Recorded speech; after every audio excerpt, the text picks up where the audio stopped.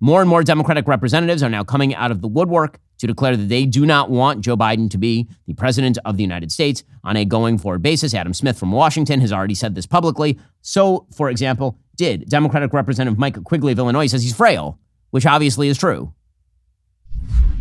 Look, perceptions are absolutely ruling in things like this in a campaign.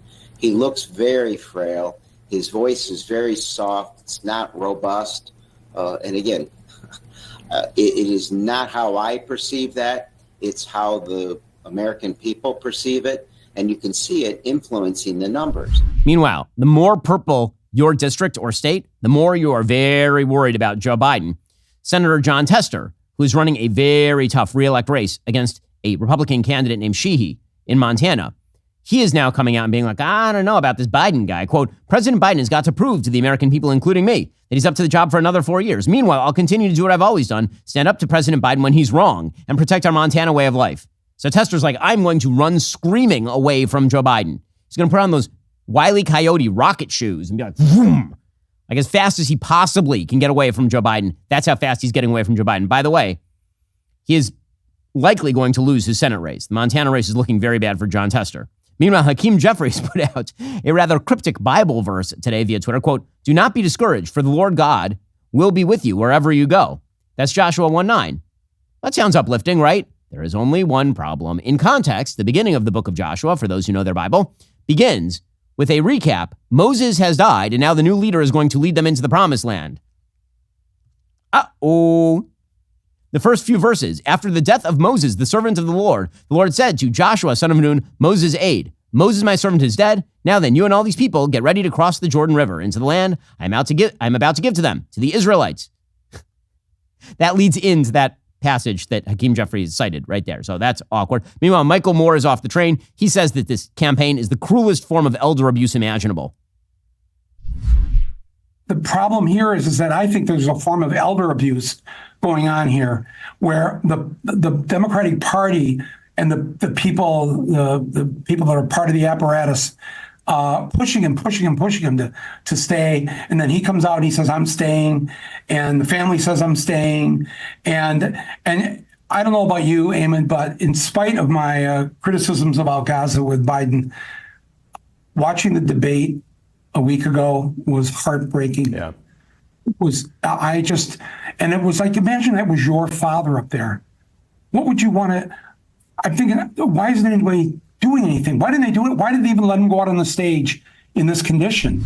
Broken clock, right twice a day. Also, Michael Moore, perfect evidence of what I call my Toodles singularity theory, which is whenever Democrats get older, they start to look like Toodles from Hook. So that is awkward for him. One way to save money is with changing your cell phone service to Pure Talk. It's half the cost of Verizon, AT&T, or T-Mobile. Now you might be thinking, what's the catch? There's no way Pure Talk can offer unlimited talk, text, plenty of data for just $20 a month. I say, just ask the thousands of my other listeners who've already switched. They know the truth. They're loving America's most dependable 5G network. They love Pure Talk's U.S. customer service, their selection of premium phones, the money they are saving month to month. So what exactly are you waiting for? It's time to start supporting companies who actually like your values, like creating American jobs and supporting our veterans. It's time to switch your cell phone service to Pure Talk. Plus, with no contract and a 30-day money-back guarantee, you have nothing to lose. Visit puretalk.com/Shapiro to upgrade your cell phone service to America's most dependable 5G network. Save an extra 50% off your very first month of coverage. That's puretalk.com/Shapiro today. Again, puretalk.com/Shapiro today. All you have to do, head on over to puretalk.com/Shapiro, upgrade your cell phone service, get America's most dependable 5G network, and save an extra 50% off month numero uno. That's puretalk.com/Shapiro today. Meanwhile, some Democrats trying to rally round the Biden flag. Richie Torres of New York, who is one of the more moderate lawmakers in the Democratic caucus, and who doesn't actually want to surrender the party to the radical left. He's obviously been very pro-Israel. He put out a statement, quote, regardless of where one stands on the question of President Biden's political future, the intra-party mixed messaging strikes me as deeply self-destructive. Those publicly calling on President Biden to withdraw should ask themselves a simple question. What if the president becomes the Democrat nominee? The drip, drip, drip of public statements of no confidence only serve to weaken a president who has been weakened, not only by the debate, but also by the debate about the debate. Weakening a weakened nominee seems like a losing strategy for a presidential election. The piling on is not so much solving a problem as it is creating and compounding one. The process by which we decide how to move forward matters as much as the decision itself. So that's not even Torres defending Biden. That's him saying what is obviously true, which is as Democrats continue to wail on Joe Biden, They're actually undercutting his own base of support. Now, is it really going to undercut his base of support, or is it just that everybody had confirmed what they already knew? I think it's more the latter. Now, there are some people who are coming to his actual defense. That would include the chair of the Congressional Black Caucus, Representative Stephen Horsford of Nevada. He put out a statement saying President Joe Biden is the nominee and has been selected by millions of voters across this country, including voters here in Nevada. The voters in Nevada care about a thriving and equitable economy, taking on big corporations, yada, yada, yada. They know President Biden and Vice President Harris are fighting for them. We're not going back. We're moving forward. Hard to say that you're moving forward when your nominee is literally incapable of moving forward physically. He has to be propped up on some sort of dolly and wheeled forward. Senator John Fetterman, another one of the moderates in the Democrat caucus. Again, I think you're seeing some moderates in the Democrat caucus who are trying to uphold Biden mainly because they don't like the possibility of what comes next. Here is John Fetterman saying, he's fine, everything's cool. I actually spent the entire day with the president, and he was perfect. Perfect. Whether it was in Philadelphia or whether it was in Harrisburg, at every single stop that we had, people were thrilled. I mean, people were thirsty to have their picture taken with the president. And he was crisp and he was engaged.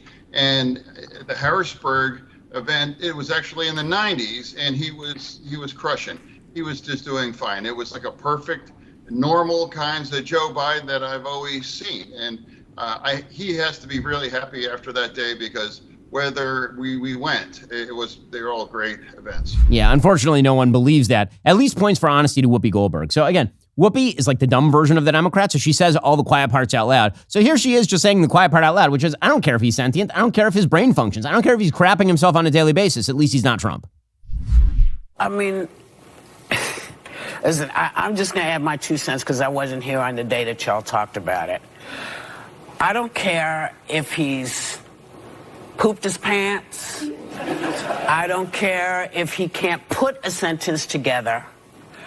Show me he can't do the job, and then I'll say, okay, maybe it's time to go. Now, he had a bad night the first time that he went out and debated with Kamala Harris.